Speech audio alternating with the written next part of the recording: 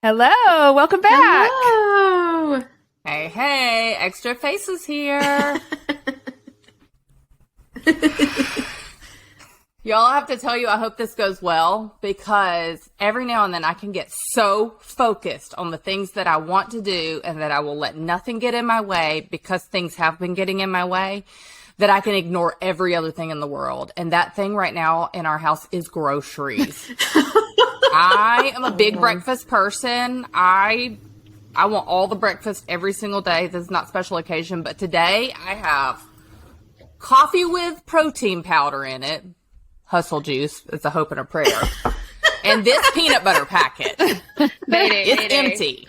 I wish it wasn't. I've already like squeezed it a third time just to be sure. I hope this goes well. Red alert. I'm going to Waffle House right after.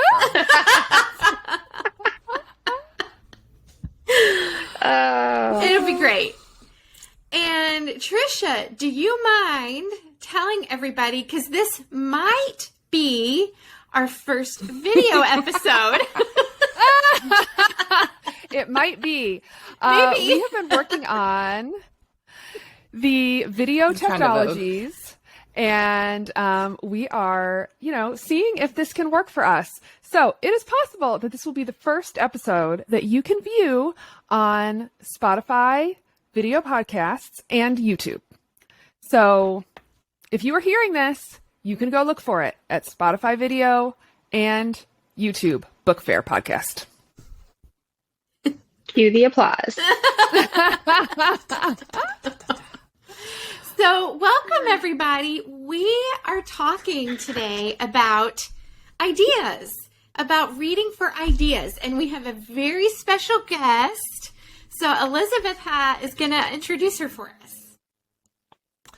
So, my friend Sherridon Sweeney. Sherridon is currently beginning her 13th year in the education field. She taught first, second, and third grade in Tampa, Florida before leaving the classroom in 2016 to earn a doctorate from USF. Her 6-year doctoral program, Sherridon taught undergraduate courses for USF's elementary education program and coached student teachers both locally and internationally in Cambridge, England. She just graduated with her PhD in curriculum and instruction with a concentration in literacy studies, and is about to begin a job as a reading coach at an elementary school in St. Petersburg, Florida. Dr. Sherridon Sweeney. Hi. I can't be done saying it. I still like Dr. Sheridan. It just still does not register, but it sounds lovely. It's you. Well, I'm super excited, to be here, and this is super exciting. We're so glad to have you and have this conversation together. Ideas are my favorite. They're one of my favorite things to talk about. So we're so excited about this. One of my favorite quotes, and I keep it in the front of my homeschool binder, it's from Aristotle. So here's one of my quotes. It is the mark of an educated mind to be able to entertain a thought without accepting it. I love that. Yes, such a good one. Yes. And so we're going to be talking about that a little bit today, and that there is power in meaningful and attentive reading for ideas. Yeah. So I know there's like a lot of science out there about this kind of thing, that a new idea can form a new crease in your brain and all that kind of thing. And just that ideas are just underneath everything out there. Right. Yes, absolutely. So, and really, this is at the heart of even the very name of our podcast, Book Fair, F-A-R-E, the idea that there's a feast for your mind. And what does our mind feed on but ideas?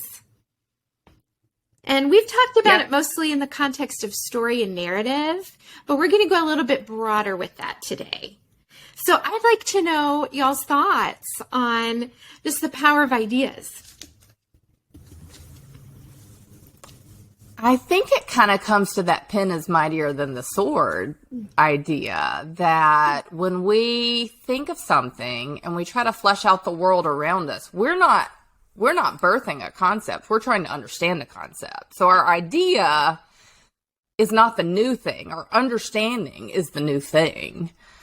And we're just trying to make sense of what already is happening around us. We're trying to put a name to it. We're trying to put a working vocabulary. We're trying to understand how that is relevant to our world.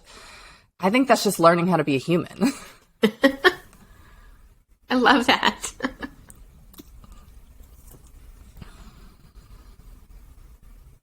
Yeah, I'm processing through that. Yeah.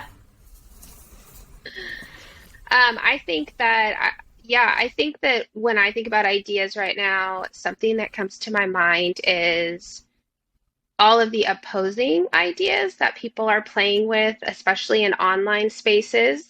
People are extremely attached to their ideas, especially when you think about how ideas connect to beliefs. They are related to what we believe. And like during my dissertation work, some of the research I was looking at was talking about how usually beliefs are not necessarily rooted in like evidence or logic. It's something that we store more in the emotional part of our brain.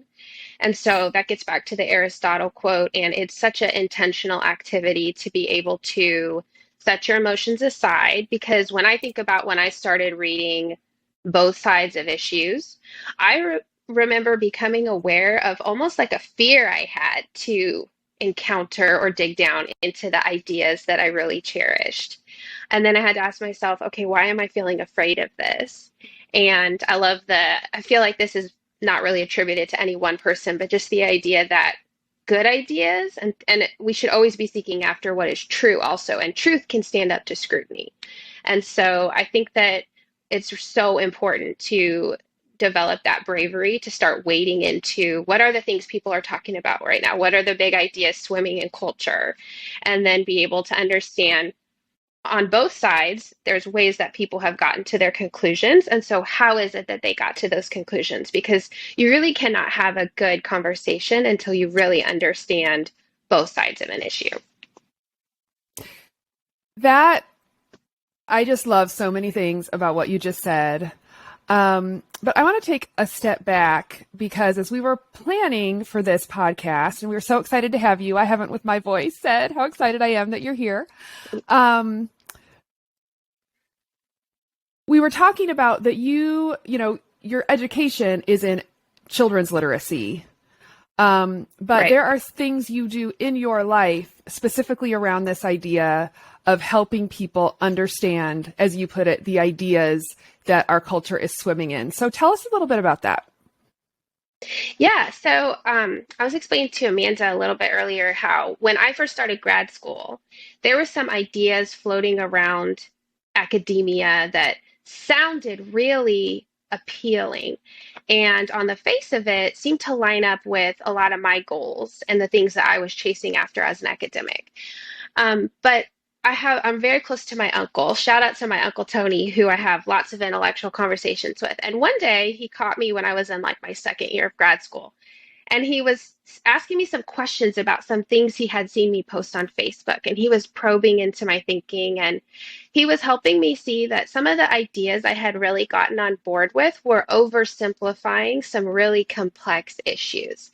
And they sounded very good, and they were the water I was swimming in. But when you really broke them down, they didn't represent the deepest of thinking. And above all, the problem was, as I said, they were oversimplifying things that were the way that they were because of many factors. And the way I had been talking about them and thinking and engaging in advocacy really wasn't accounting for all those factors. So I just remember that being a really watershed moment for me. Like, wow, I do not ever again want to be caught not having really thought through an important issue. And so I realized if I was really going to be able to be productive in my professional life, I was going to have to make sure that I was saying and doing what I was saying and doing because I had personally delved into the topic. And books and podcasts really became my way, which podcasts I feel they're not quite a read aloud, but I mean, you're listening to voices, they tell stories. It's all, I put it in the same endeavors. category. Yeah. So books I became a voracious reader. I usually have 1 to 2 hard copy reads going at a time, but like 2 or 3 audiobooks going. And so a long story short, I started running into moms who were feeling like we would really like our kids to be deep thinkers, and thinking through how could they do that and how could they understand some of the cultural issues and hot topics people are discussing. And we all just banded together and started a book club. And I also joined an online book club with people who are way beyond me intellectually, and I like hanging out with them because they really stretch they're in the academic circles, really thinking in very lofty ways, but then trying to bring it back down to the practical.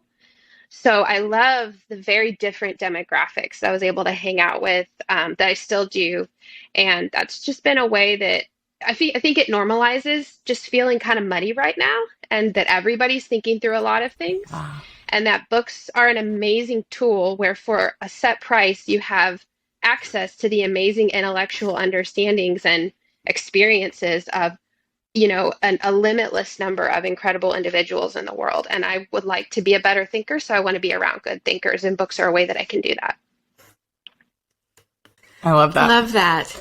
When you said that's what I'm swimming around in, I love that phrasing. That really resonated. And it makes me think just of the term worldview too, and how that is really underlying everything we consume, commercials, speeches, movies, books, of course, music. It's just underneath everything. Yeah, I think that's really what I love that word too. That's been my word the last couple of years.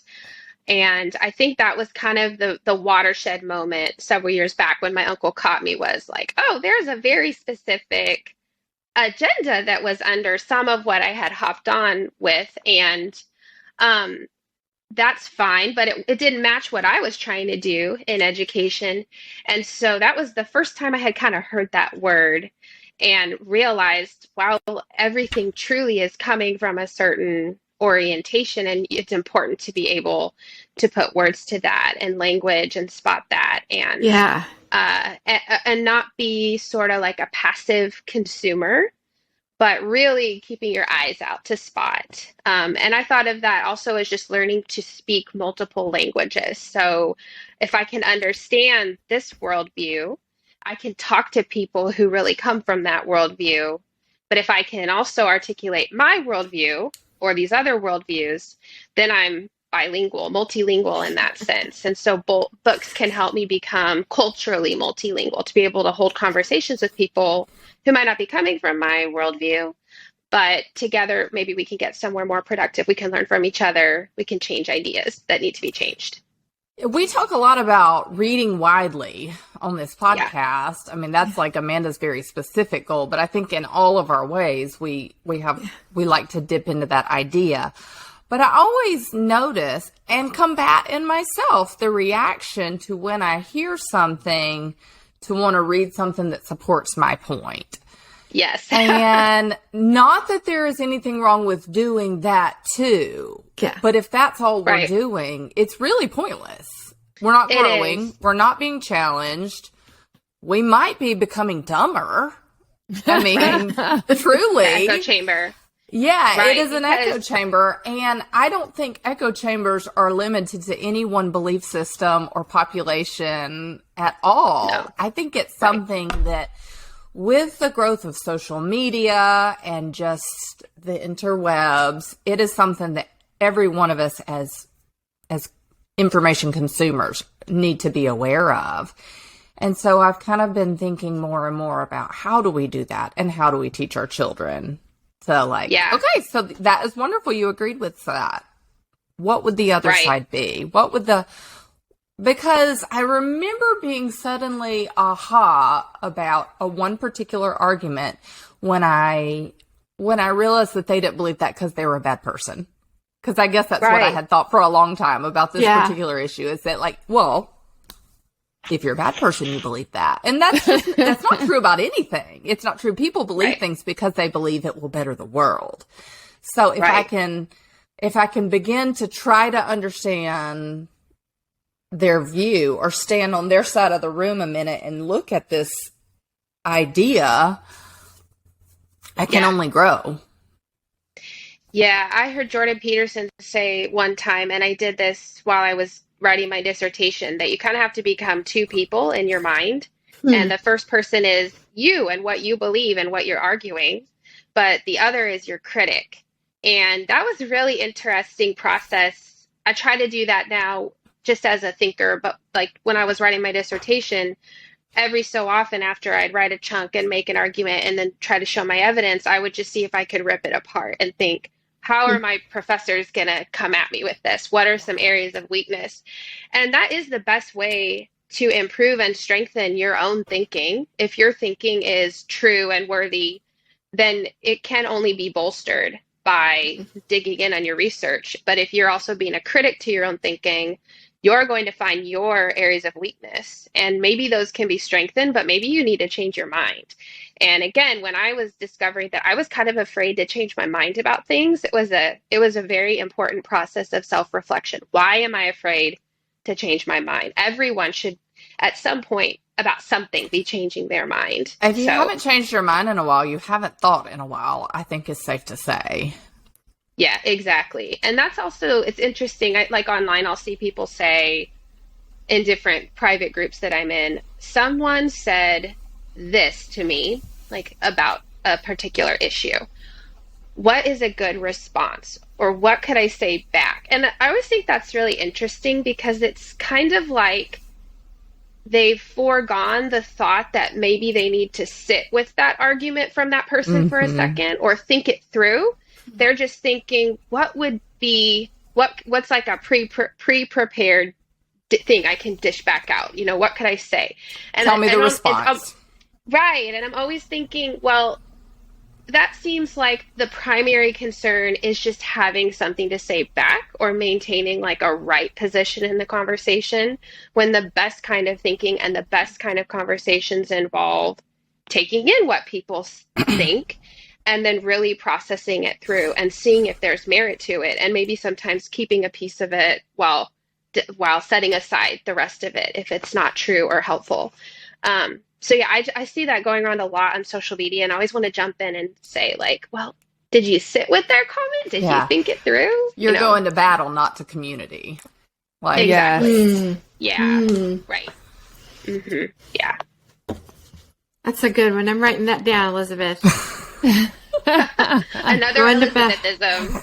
That I'm sure will haunt me in some way later. Well, and that, so when Charlie and I were early dating, I remember, Sheridan, some of that fear of like, oh, wait, what? Because he was telling me this story about, he used to be on an airplane all the time. He would get on an airplane every Sunday and he would go to some place in the world and do an audit. And anyway, he'd be gone a few days or a week or two, just depending on how far away it was. And so, you know, you used to couldn't have any Wi-Fi or anything on planes and people read more. And he was telling me that he was reading the Richard Dawkins book, The God Delusion. And he is a believer. And the person in the seat next to him, gently and kindly, and I'm sure with love, was like, can I tell you about Jesus? And he goes, oh, I know about Jesus. I know him. And they were like, he said you could just tell they were deeply shocked, like maybe to the level they didn't want to sit there anymore. Like they didn't want to not sit by him before, but when they realized that he was a Christian reading that book, he said it was just so obvious how they were like, are you kidding me? Doesn't compute. Yeah. It was a roadblock. And I remember thinking, why are you reading that even? But in just a very simple sentence, he said, I don't want to read things I agree with. because I already know what I think.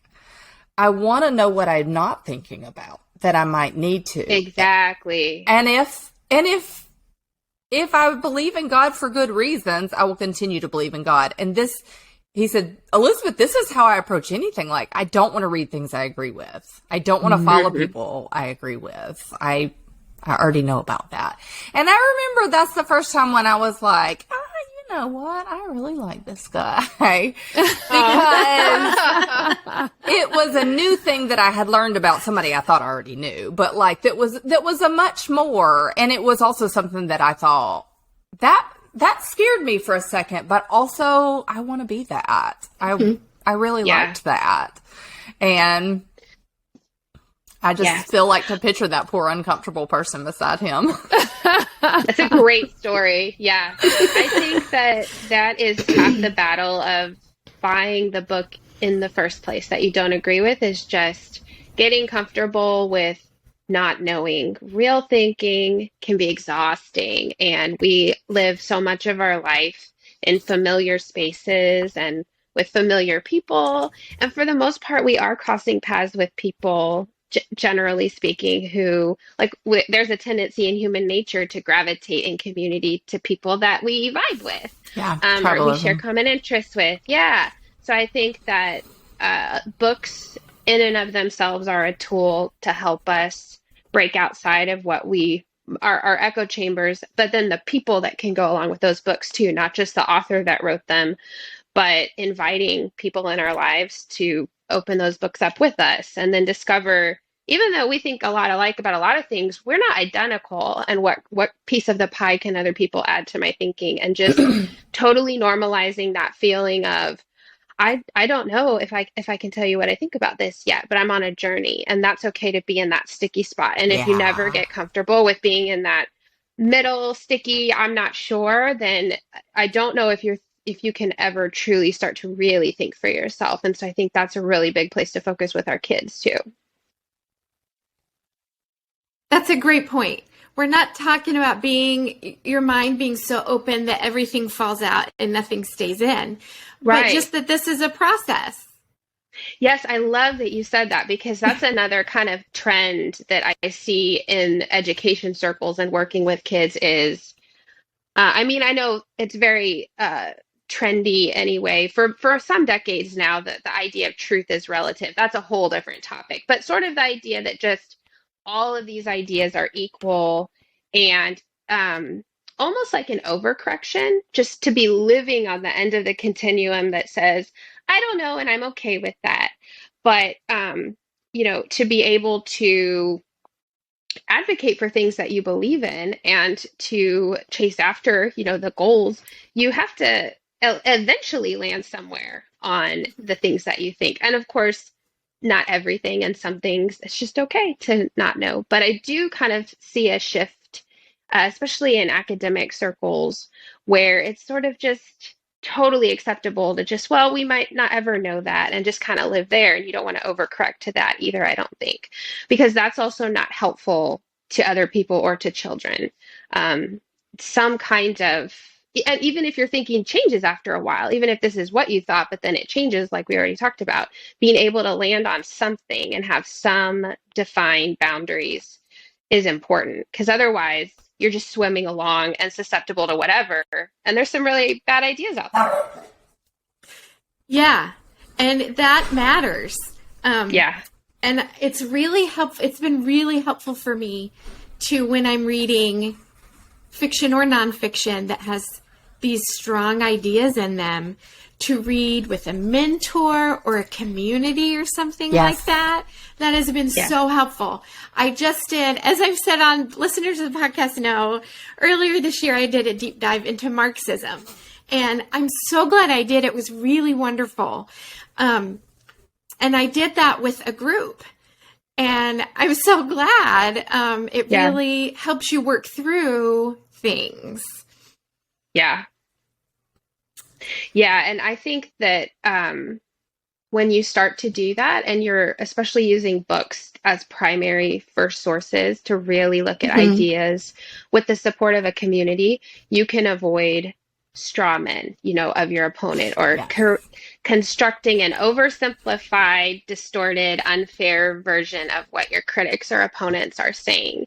And that is just so rampant right now. It is. And I say this with all humility. It's just when you're watching conversations sometimes unfold, I'm always thinking, do they not understand that people very much oppose that, and they have very strong ideas for why they oppose it.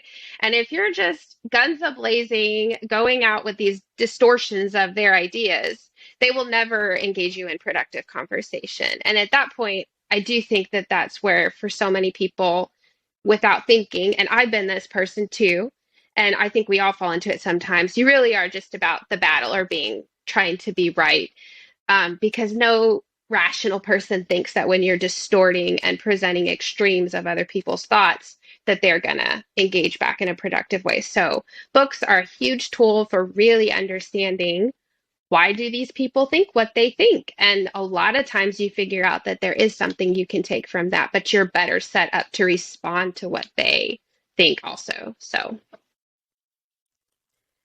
Well, let's talk about some examples of books that have some of these big ideas in them. And I want to actually start with fiction. Okay. Can you guys think of some fiction that you have read we talk about the great conversation, classics, great books with a capital G, even a lower G, or even good books with a capital G.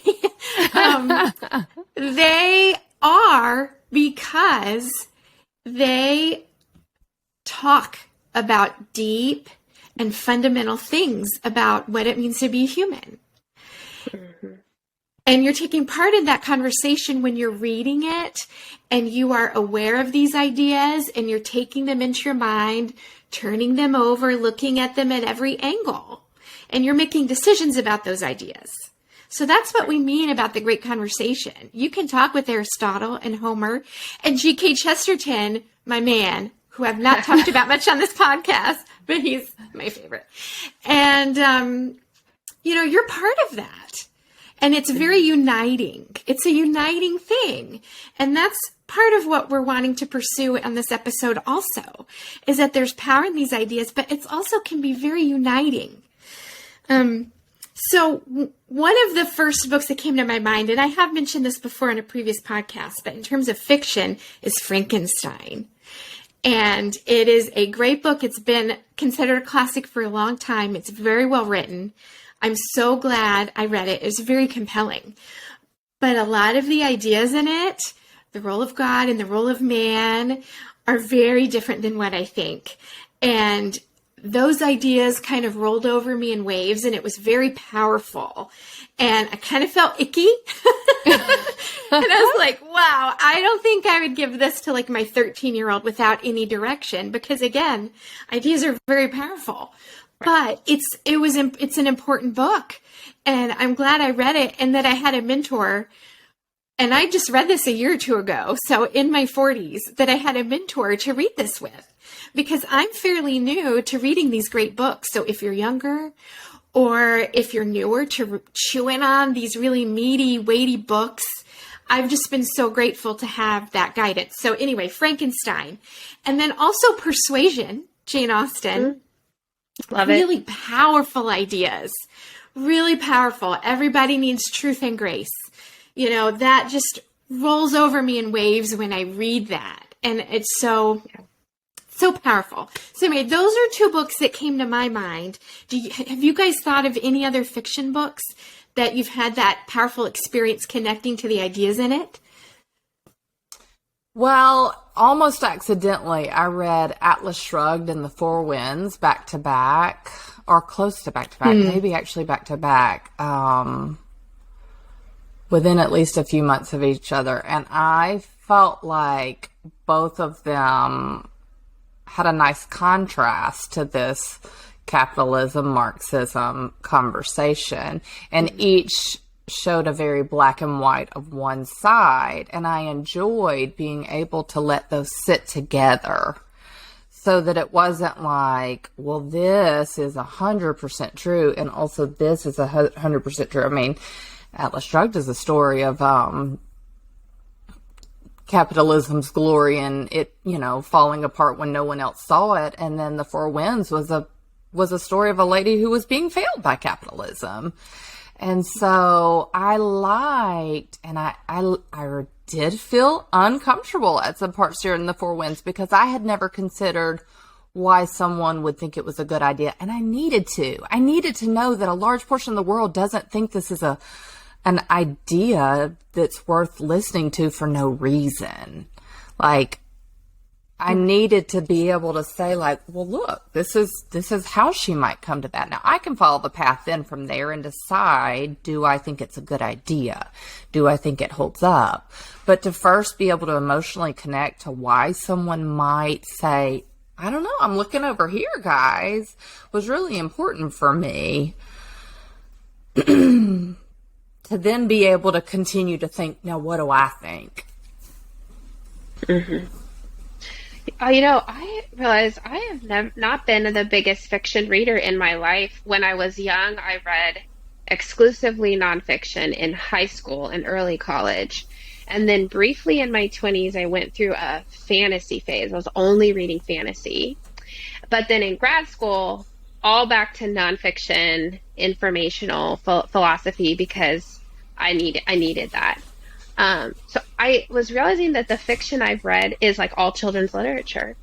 And I can think of literature in that genre that is sending messages, very specific messages from worldviews that I don't agree with, and then some that really resonate. So have you heard of The Miraculous Journey of Edward Tulane by Kate DiCamillo?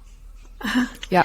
So I read that every year when I was teaching to every class, and it was just amazing to watch them have these consistent reactions to it year after year, different specific connections, different favorite parts, but holistically just the identifying with the emotions and the relationships in that story, and whether they were first graders or third graders, being able to put themselves in the mind of Edward at different phases of his journey. And that was really beautiful to share. I think I read it to 7 different classes. So I've read it 7 times now, and just never got old ever. Yeah. And I think sometimes children's literature is the clearest way to see that messaging of ideas, because it's just simpler and more compact, and they're not trying to weave 8 ideas into it. Like when you were talking about that, what popped into my head was A Wrinkle in Time, which, because you also mentioned fantasy, and sometimes fantasy can have super powerful ideas in it because they're constructing a world to show you something through a story. And A Wrinkle in Time is about love. I mean, it's what it's about. It's about love and the love we have for each other as family or as friends. And that love is so powerful that it can break through time, space, magic, evil, bitterness, unforgiveness.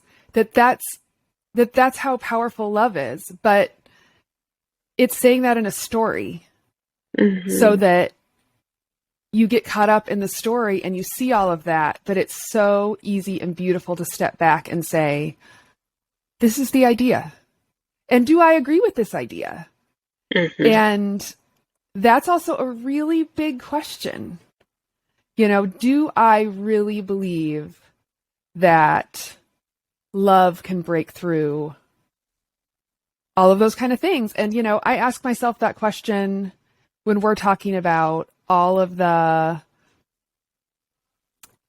fighting that's going on right now, about people having these ideas and being so attached to them and just wanting to win arguments, not really wanting to engage in necessarily like productive human way, just essentially wanting to take up their swords and, go out on the battlefield and win this battle. Do I believe that if I love people, it can break through that battling? Yeah. It's like, that's a great story you told, but is it true? Right. Yeah, I have a book on my shelf at home called The Need for Story. And there's people in academia who that's their whole research line, is just looking at how we live storied lives. We understand ourselves personally through the lens of a story. I am a person. There are these people in my life. This is the trajectory it's been on. I have a place I've come from, a place I'm going to. And part of how that plays into the love for books and the love for story, and why when we talk, we tend to talk in a story. And so it's a cool connection, thinking to when you pause and ask yourself, what space in the story am I occupying? And do I believe in these ideas and these stories that I'm taking in? Where do they even fit in my story, or are they even there? It's an interesting question. Yeah.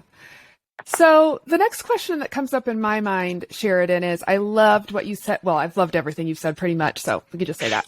But at the beginning, when you were talking about, wanting to pursue ideas and truly understand them, when your uncle challenged you and you were like, I need to truly understand what this is. Yeah. So say I'm a person who has not done that much. And I do feel some fear and trepidation of going and picking out a book about something that I know I disagree with, whether it's politically or religiously or in parenting philosophy, whatever it is. It has never really occurred to me to go pick up a book of the opposite perspective and read the whole book, like not just read a summary, like read the whole book. How do I start doing that?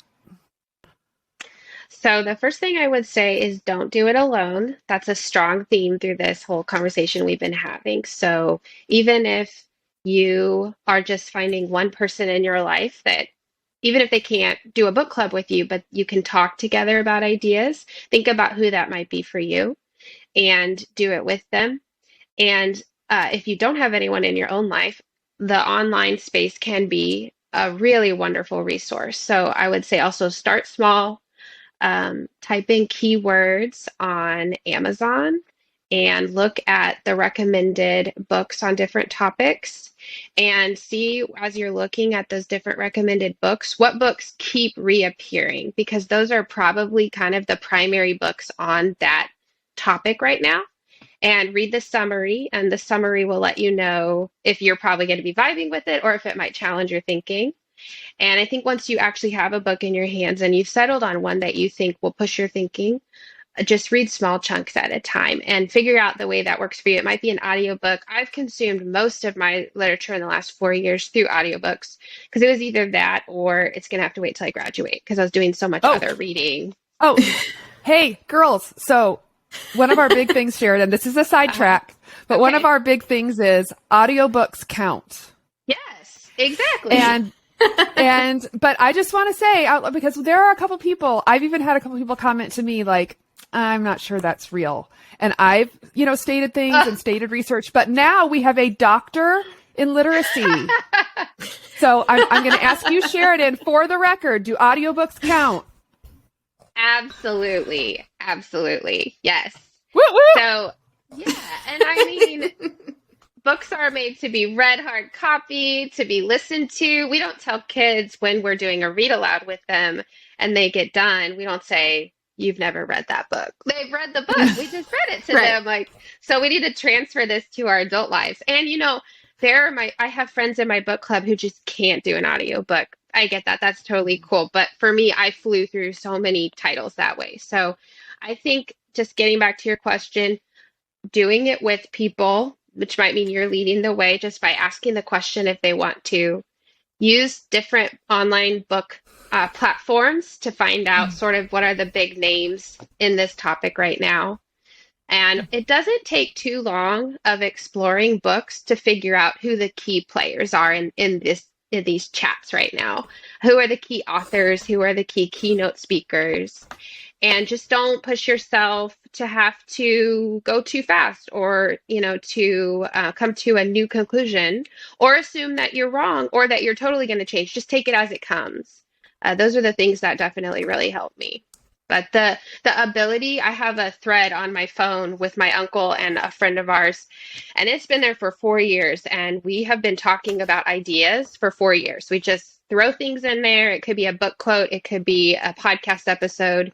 And as I have evolved as a thinker, I rely heavily on them. And we're not afraid sometimes when somebody comes out strong with an opinion to drop in the thread and say, I think you're missing this, or I don't know if I'm on vibing with you on that. And that's just that can be a rare relationship to have. And I think we should be intentionally cultivating that with our friends.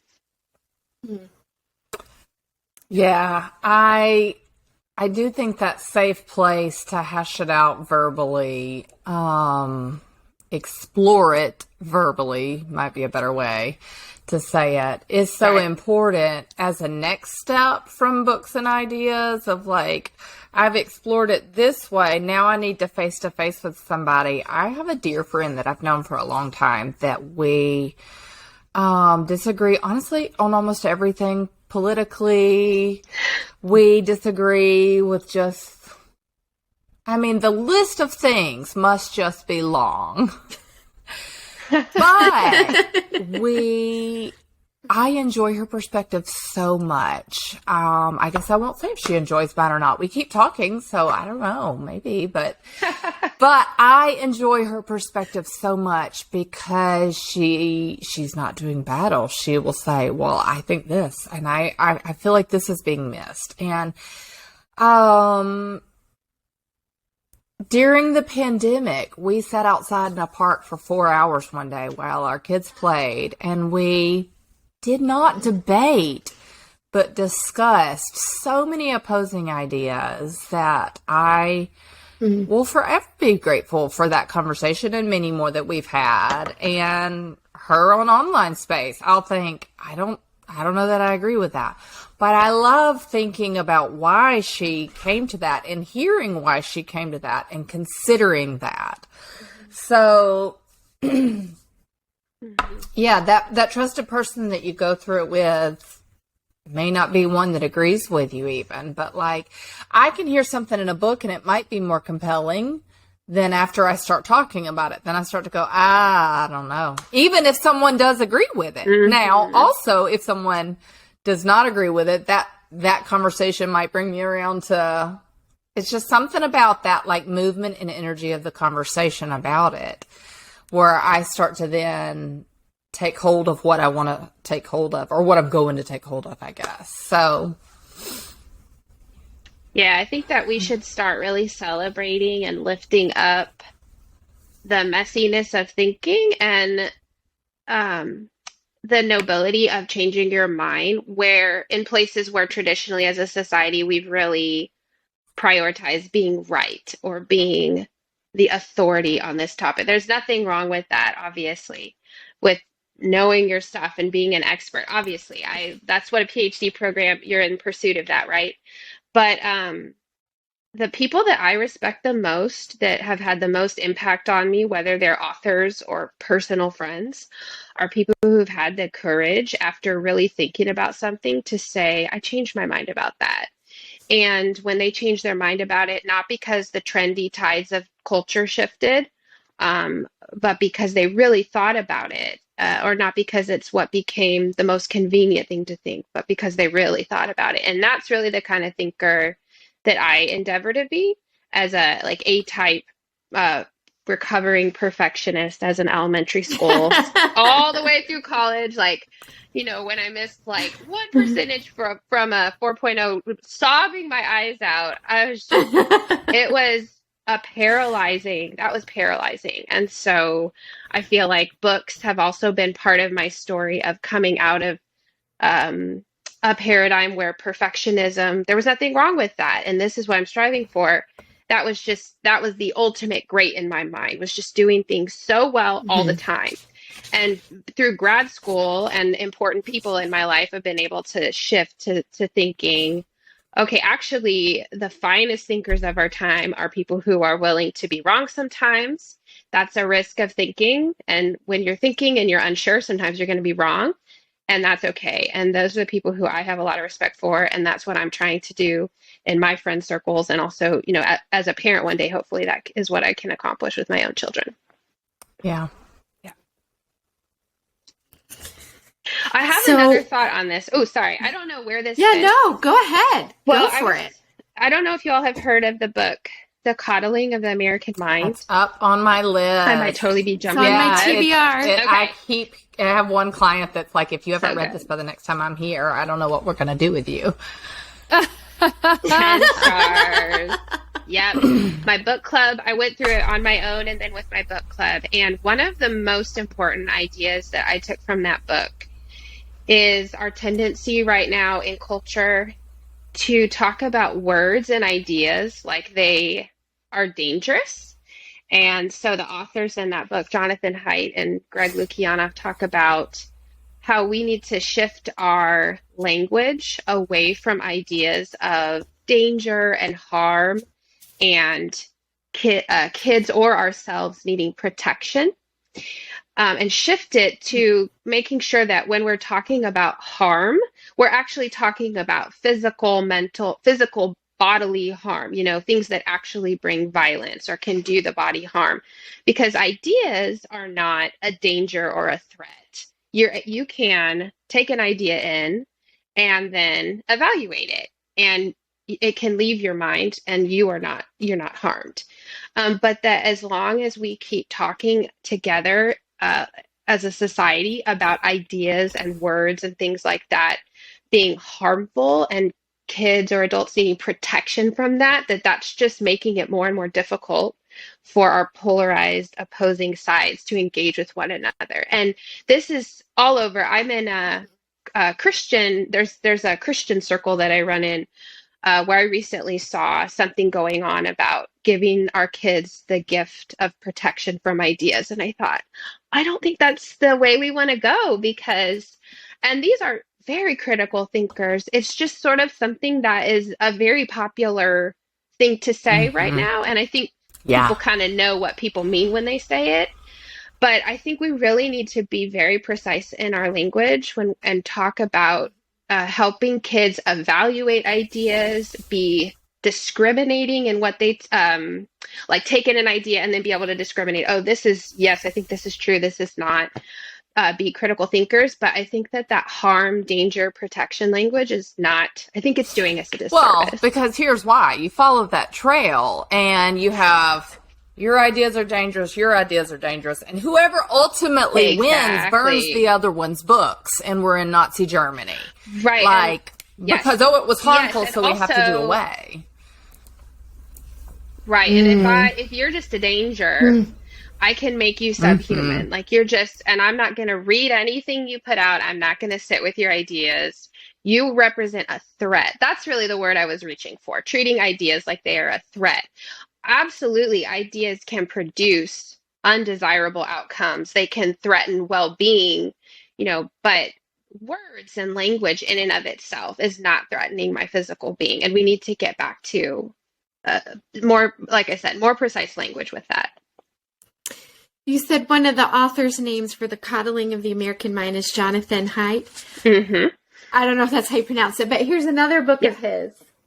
The Righteous Mind, Why Good People Are Divided by Politics and Religion. And it's on my TBR, and I actually have it, so that is the upper tier of my TBR, because we know how massive my TBR is. So,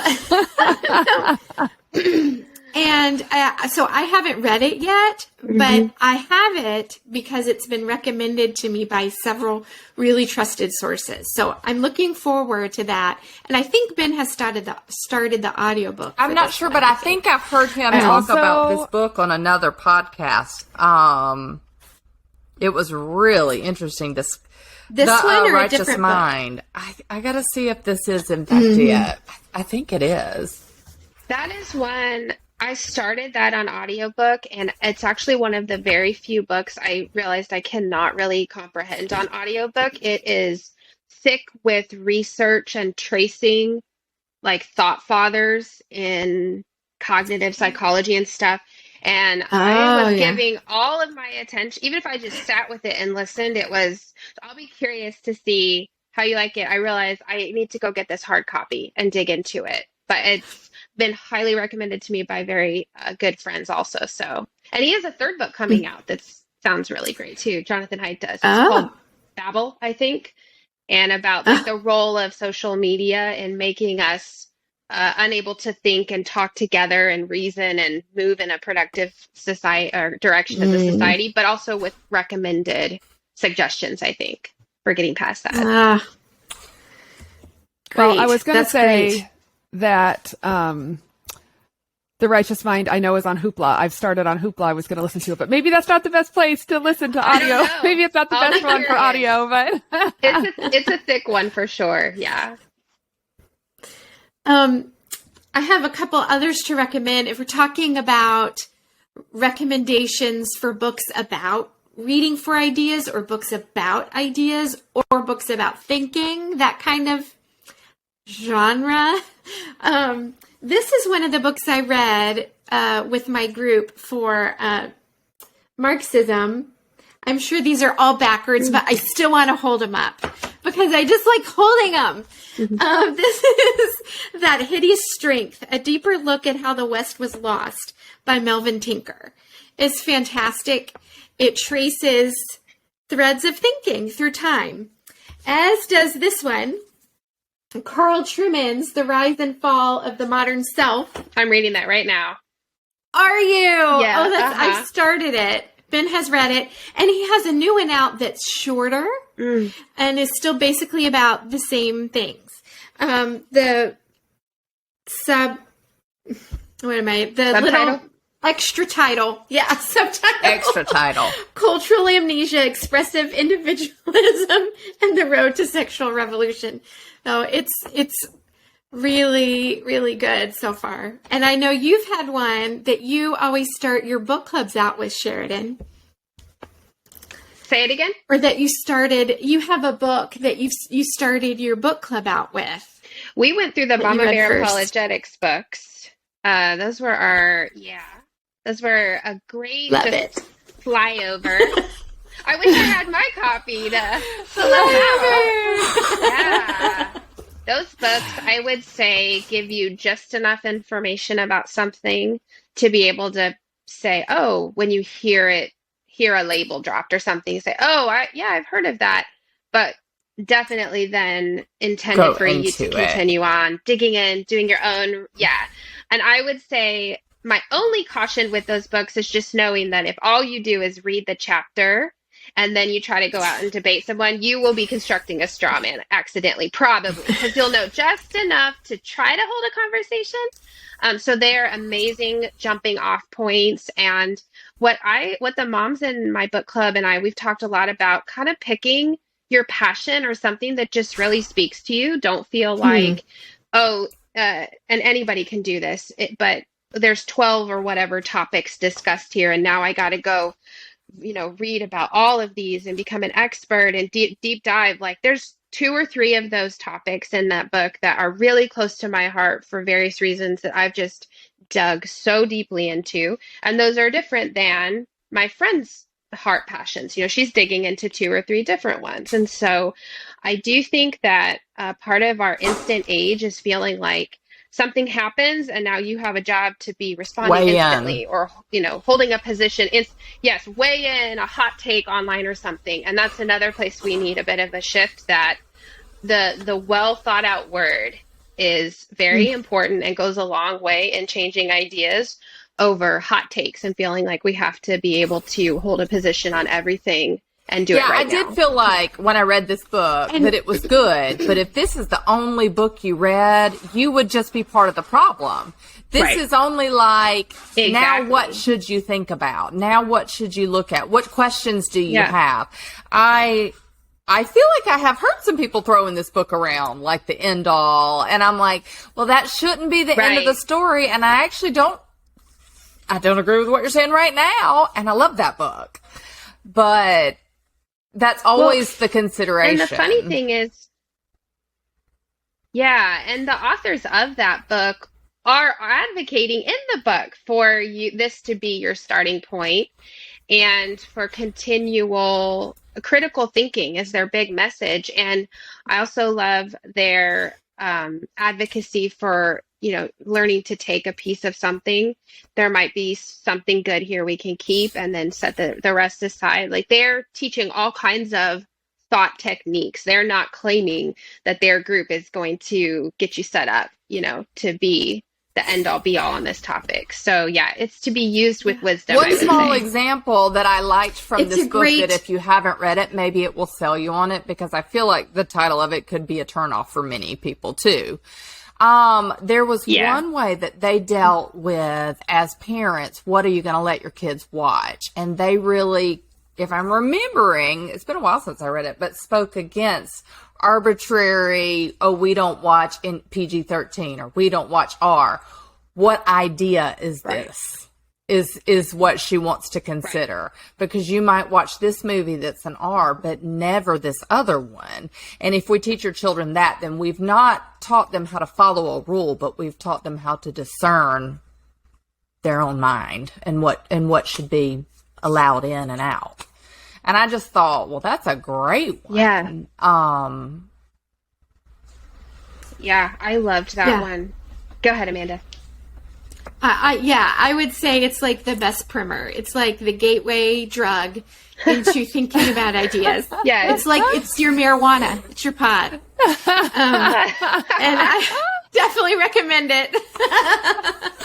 And reading. Oh, go ahead. No, I was just going to say that part that Elizabeth just reminded us of really stuck with me, because I thought about the difference in a young adult, a college age person, and then, an adult, the difference between having just been always handed cutoffs or rules, or we just do not do this, versus while you had mentors walking you through life, having someone there helping you learn how to evaluate ideas and think through, certainly at certain ages, there are some things that are just not appropriate for this age child, or just because your child, they can't watch that right now. And then there's other things where even though the rating or whatever might say a certain thing, you're directly mentoring them to consume it or to consume part of it, and then have a conversation, because that will happen whether they're 5, 10, or now they're 20, but I wouldn't want that to be happening for the first time when they're 20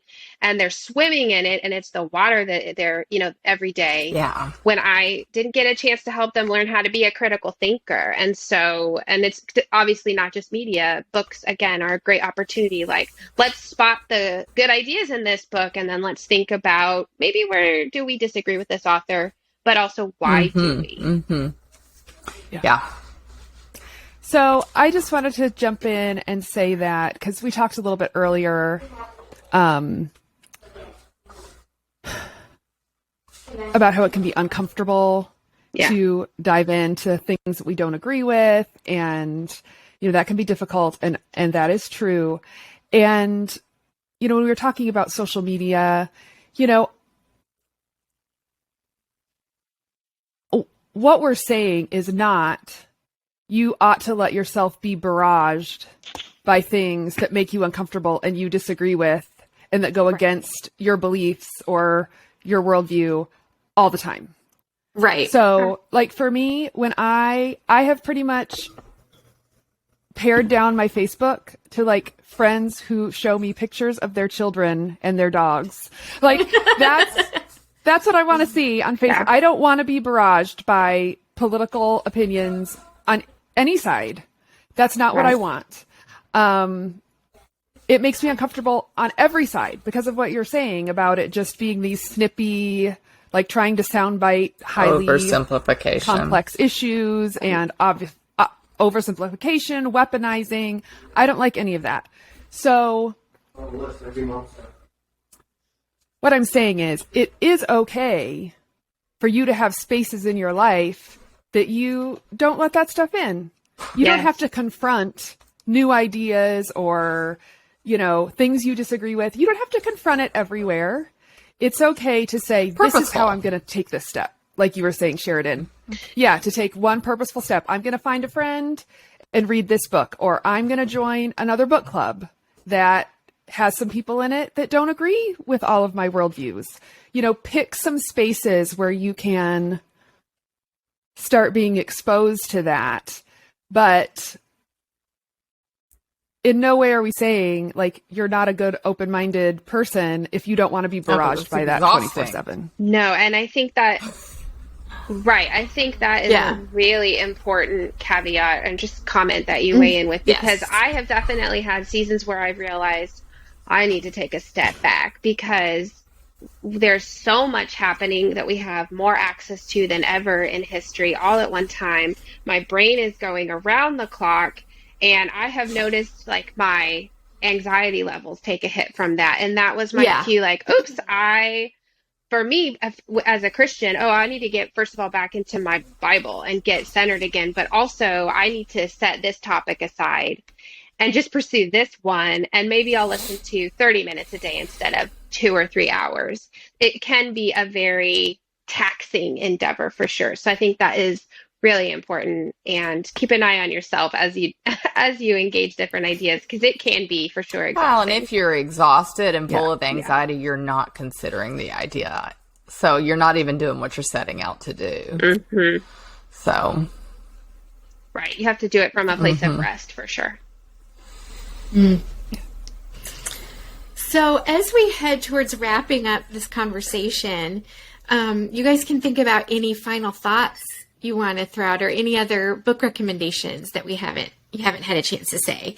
So I think my final thought would be, we've talked about reading for ideas a lot of time.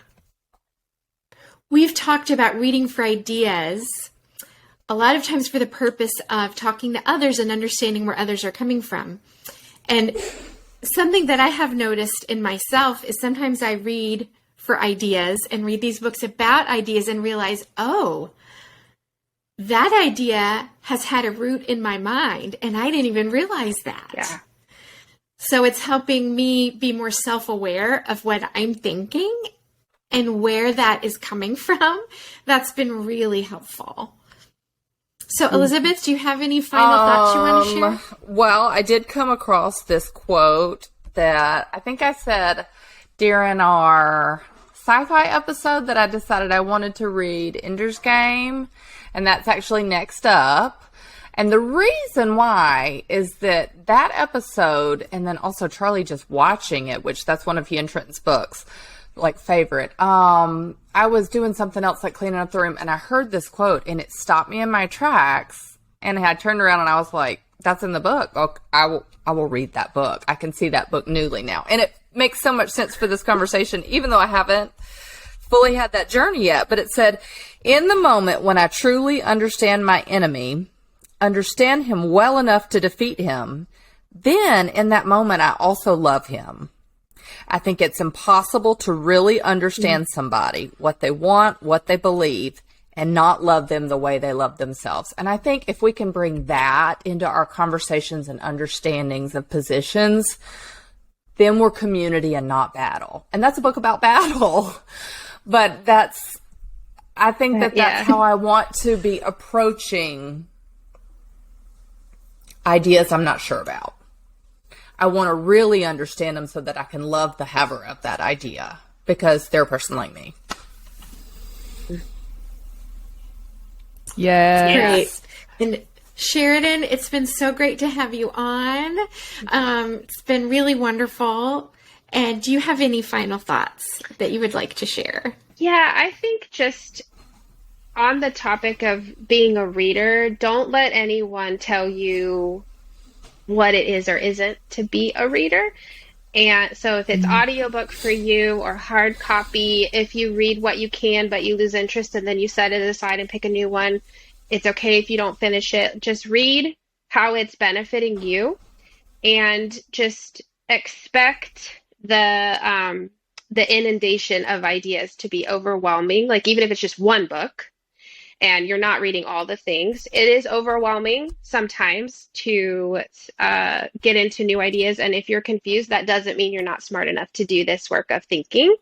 because a step on the way to understanding often is being overwhelmed and confused, and just push past that, keep reading, keep thinking, talk to other people. You are absolutely able to do it. Just normalize that and expect it. And there will be understanding on the other side more often than not when you stay with it. I love that. Yes, yes, yes, yes, yes. Trisha, any final thoughts? I loved it, Elizabeth. You just kind of blew past it. But when you said, people don't believe things because they're bad people. People believe things because they think they'll make the world better.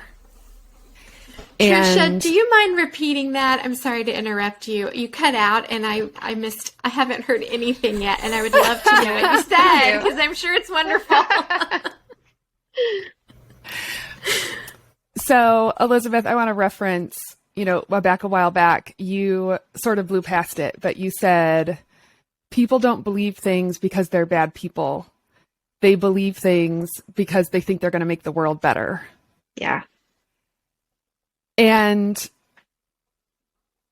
I think that is an important idea. And I think that is an idea that a lot of our political machinery is trying to attack and trying to paint the other side as bad. And I do believe there is a path forward to community and to a healthier place of dialogue for our country. But if we are going to get there, it is going to be through doing things like we've talked about in this conversation. It's going to be through caring enough about people who think differently than you to, with an open mind, investigate and understand opposing ideas.